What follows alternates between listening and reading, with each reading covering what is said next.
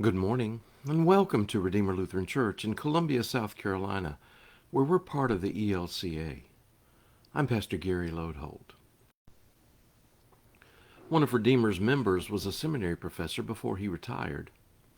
Tony Everett taught pastoral care, but a whole generation of students who are now pastors and deacons in the church continue to ask the question that Tony taught them.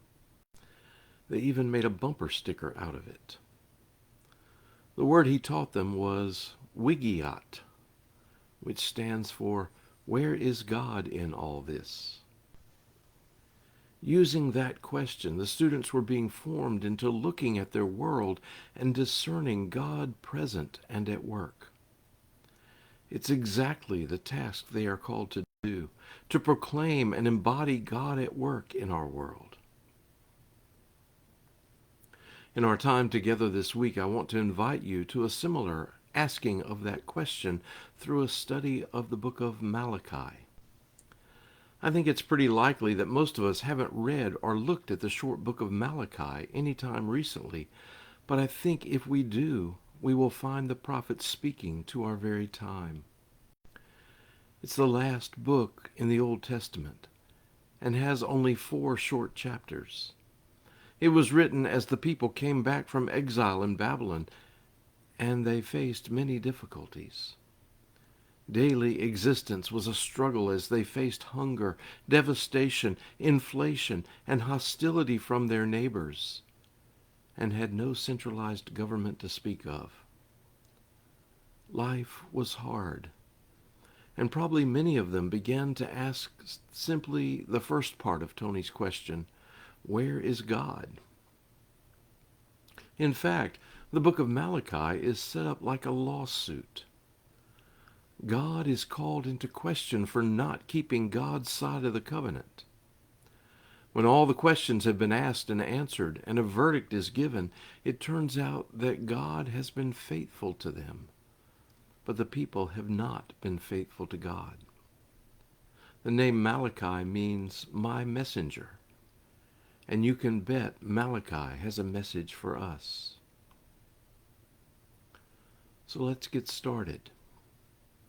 Like the people then, we know what it is to call God into question, to complain about difficult times and struggles. Preachers like me might remind us all of how God has been faithful in the past, but that does little good when we are in a situation that seems even worse and more forsaken. So when in verse 2 of chapter 1 God says, I have loved you, Israel replies with cynicism, yeah, right. How have you loved us? Don't tell us about the past and all the marvelous things you did then. What have you done for us lately that could possibly show us that you love us now? All of a sudden, in the second verse of the book, we are involved.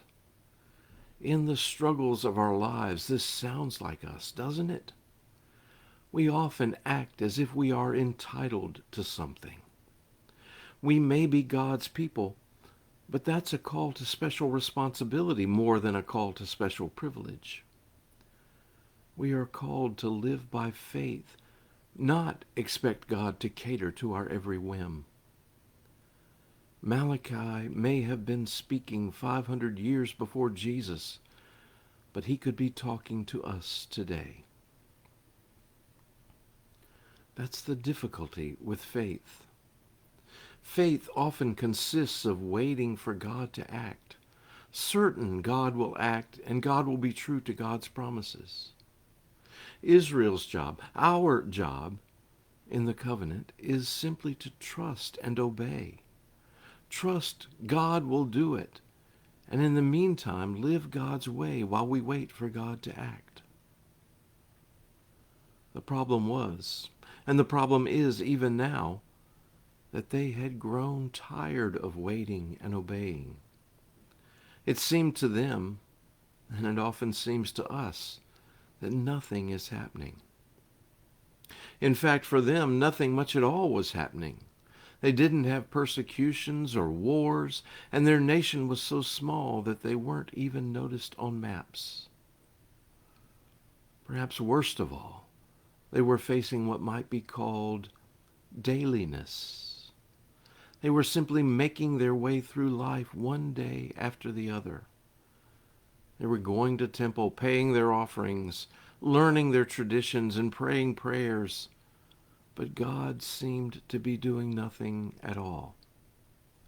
They had no great blessings and no challenges to strengthen them. God's promises and purpose seemed hollow.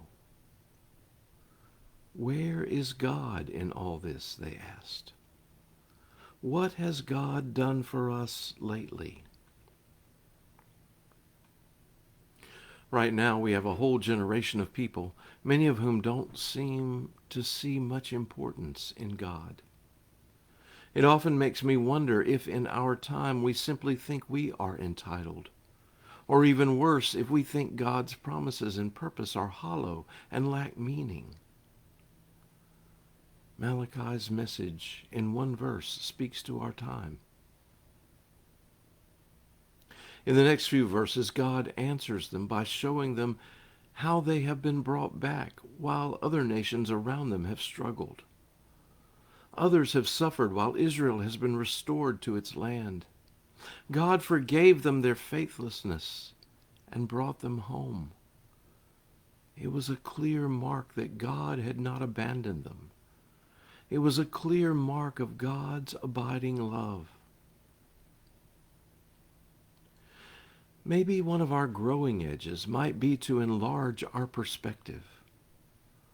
So often our focus is on the tiny concerns, our own tiny concerns, and we miss the larger things that God is doing in, around, and through us.